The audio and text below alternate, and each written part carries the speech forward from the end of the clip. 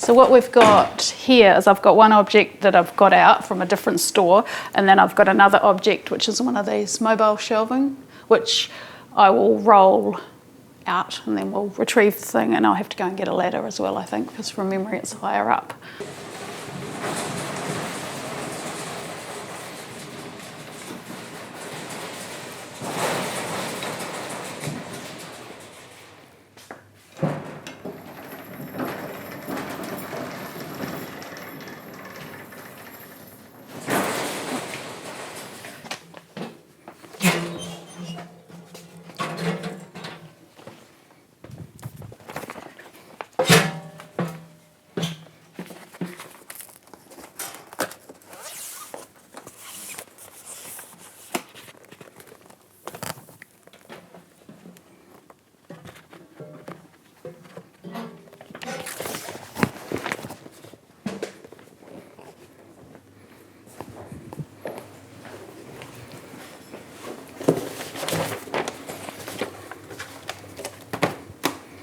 So this is the box that has the candlestick in it.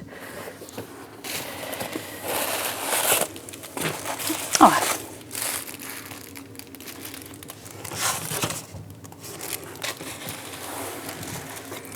So it should theoretically be this.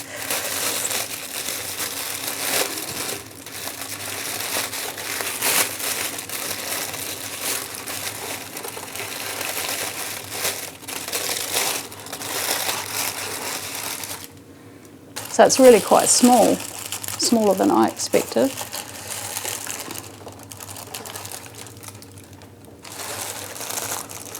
With the remains of some red wax inside it too.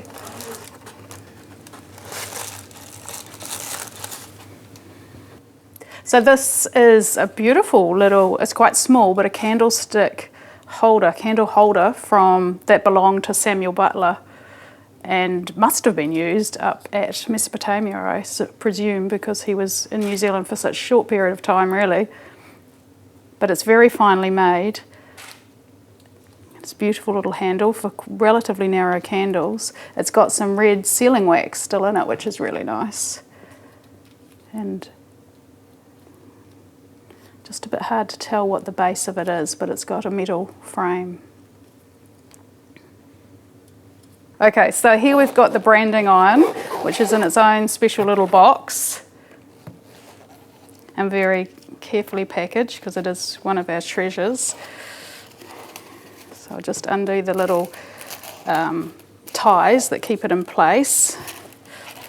This is the branding iron. So this is the candlestick.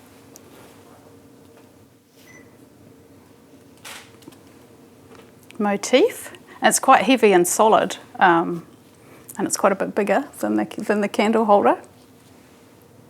Yes, it's really neat to have something that has such a strong link to a particular place that we know exactly where it came from and what it was used for, and it's kind of like an everyday object. We tend in museums to have a lot of things that are very sort of special, but this was something that was used on a not a daily basis, but often in a farm situation, so it's really nice to have something with such good provenance that is kind of everyday. But these two objects are really interesting, because one represents the other, but one is sort of a more earthly, practical, useful farming object, whereas the other is more for reading and writing and more intellectual pursuits. So that's really interesting to have the two of them together and that nice link between the intellectual life and the farming life, which obviously tied together when it's important in the farm as well.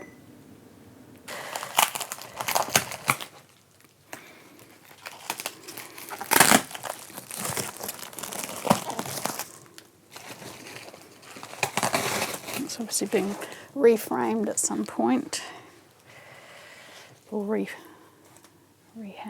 refixed. So this is a painting of Thomas Cass by Samuel Butler. So really showing his talents here. This was interesting in that it was painted by Samuel after he'd gone back to the UK. So in England, he painted it in 1868 and then sent it out to his friend Thomas Cass. He was a surveyor, the chief surveyor of Canterbury, so no wonder he's got lots of things named after him. So he painted it in 1868, as I said, and then he must have sent it to Thomas afterwards. So obviously they must have been friends. But that's all I was able to find out. Yeah, it is amazing. You can see that we do have a large collection. So it is interesting trying to figure out which store things are in and how best to sort it out. No, not all of these. He's yet again friends with new people. This is the first one here.